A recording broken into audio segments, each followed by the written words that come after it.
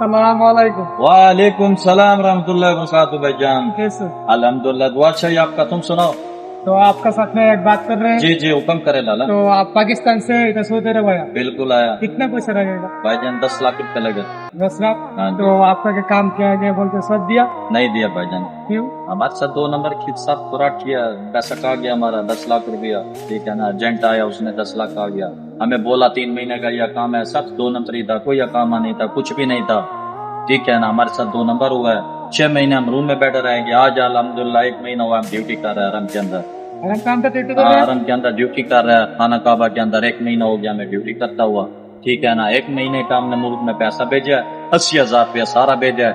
सही है ना, 10 लाख रुपया किधर और 80,000 किधर, बताओ हम क्या करें। हालात तो बहुत ज्यादा खराब है। तो इधर कितना रियाल आएगा? हरम काम का काम कर रहे हैं आप? हरम के अंदर काम कर रहा है, 1200-1300 रियाल देते हैं। तो पाकिस्तान कितना बनता है? पाकिस्तान बनता है अपना 90-80-90 हजार बनता है। 80-90 हजार। हाँ, 80-90 हजार बनता है। আচ্ছা ঠিক আছে।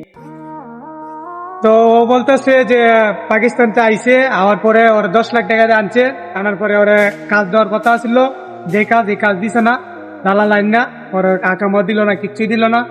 তো বাংলাদেশে এরকমই সব দালাল এখন ভাই কাজ যাই দিতেছে, মানে পাকিস্তান বাংলাদেশ সবগুলো এরকমই কাজ কিরে একটা কই আনে আরেকটা দে, বুঝছেন ভাই। তো যারা বিদেশ আসবেন তারা আমি একটাই বলবো, ভিসাটা এবং কোম্পানি ভিসা আসলে আগে আপনারা ভালো করে চেক করবেন, পরে বিদেশ আসবেন, ঠিক আছে?